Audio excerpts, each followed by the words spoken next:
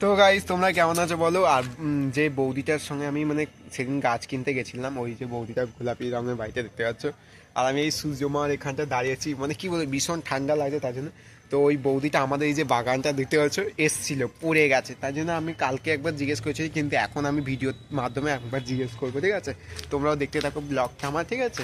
নি ব্লগ, চলো। এত সুন্দর রোদ, মানে রোদ ছেড়ে যেতে ইচ্ছা করছে না, কি বলবো তোমাদেরকে, দারুণ রোদ, খুব সুন্দর। এরকম রোদ হলে না শীতকালে ভীষণ মজা লাগে। High high high.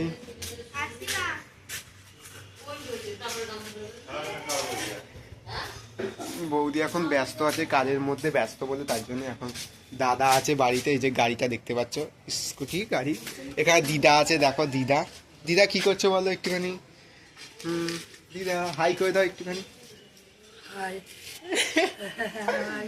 এই ছোট এখন এখন ছোট পড়াশোনা করছে, খুবই ভালো, একদম সুইট মেয়ে, ভেরি নাইস।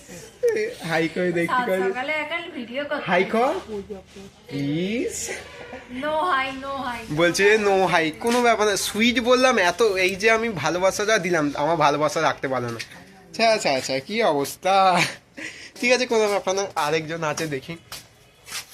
এখানে কোথায় গেল, নেই, মহারানীটা নেই, মহারানীটা থাকলে ওর অ্যাকাউন্টটা দিয়ে দেবো তোমাদেরকে, ঠিক আছে? ব্লগ মানে রিলস করে অ্যাকচুয়ালি, তোমাদেরকে, ঠিক আছে? কেন বন্ধ করবো? এটা আমার কাজ, এটা আমি, এটা চিরকালের কাজ, এটা এই কাজটা নিয়ে আমাকে এখন মানে একদম উঁচু লেভেলে এই অবধি করতে হবে, এই অবধি, ঠিক আছে? এই অবধি। কই বৌদি ঠিক আছে কিনা দেখি, তাই জন্য এলাম আমি। বৌদি পা ঠিক আছে? কেন?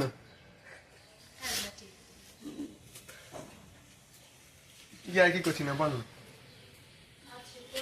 বৌদি সেই ওইদিকে রান্না করছে, রান্নাঘরেই যাই তাহলে, ওইদিকেই যাব। তো গাইস এখন বৌদি এখন খুবই কাজে ব্যস্ত আছে, তোমাদেরকে পরেতে আমি এখন কটা বাজে, 10টা বাজে, মানে 11টা 12টা 11টার সময় দেখাবো, ঠিক আছে? বৌদি তখন মানে হাত ফাঁকা থাকে, তখন দেখাবো, ঠিক আছে?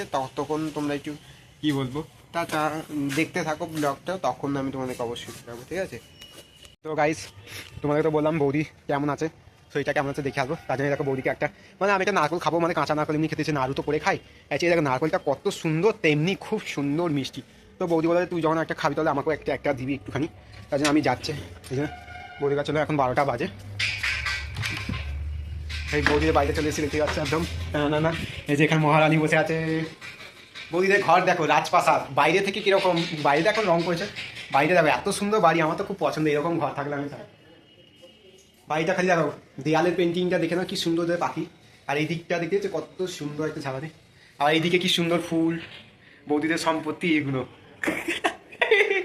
তার মধ্যে আবার এই যে টেবিলের, এটা কি টেবিল বলে নামটা জানি না, গোল টেবিল বলছি, দেখো ফুলদানিটা কি সুন্দর না, ফুলদানিটা ভেরি সুন্দর, মানে খুব সুন্দর।